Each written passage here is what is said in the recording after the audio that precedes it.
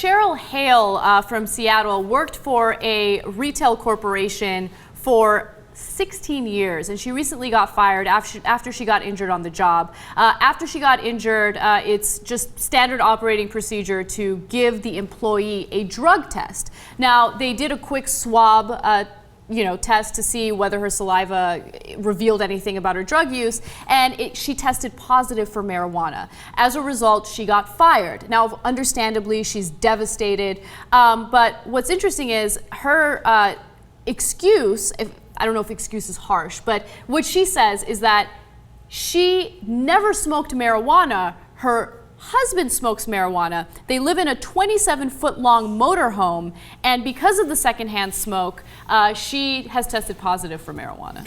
Well, her husband looks like he abides. And he says, no, I'm in pain. I smoke pot all the time. Yeah. Okay, we're in this small apartment, and all I do is smoke pot. They're in a tiny trailer. Now, she says that he smokes pot when she goes to bed, and since they're in such close quarters, the smoke travels to where she is. She inhales it without even realizing it. Now, on the other hand, anytime anybody gets busted for drug use, oh yeah, it was hotboxed. Yeah, no, some dude walked by in the street and was smoking pot, and that got into my hair. You know how it is. So, was she actually guilty or not? Drop it.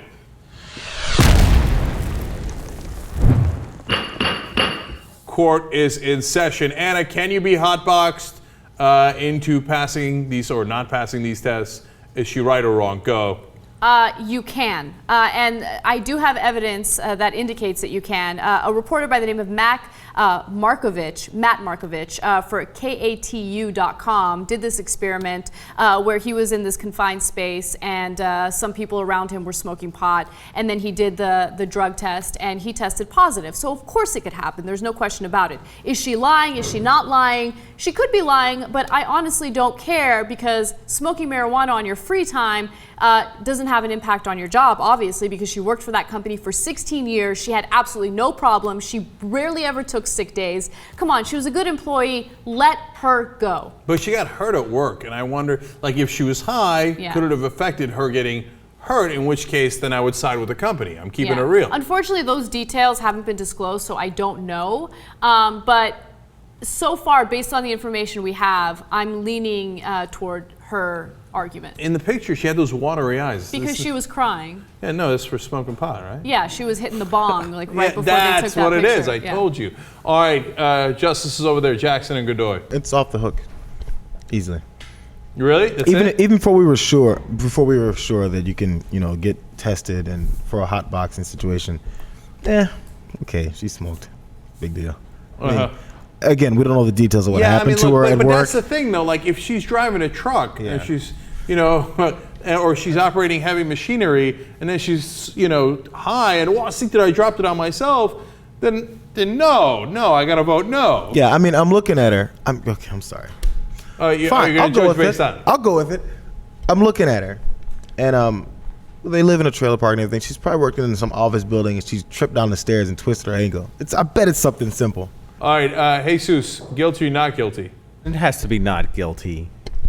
I mean, besides what everybody else already said, it doesn't make any sense. Yeah, the problem with it is, and this is why we're going to be easily unanimous on this, is that you can't tell if she was, even if that test proved that she had smoked pot, can't tell if she did it on the job or not on the job. Right. So if you could show to me that she did it on the job and it affected how she got hurt, then I'm actually with the company, right? Right. All right, but if you can't just say, hey, you smoked pot at some point in the last 24 hours, even if you did, okay, and hence I don't have to give you anything, because if you smoke pot, you're by definition guilty and you're evil, and ha-ha.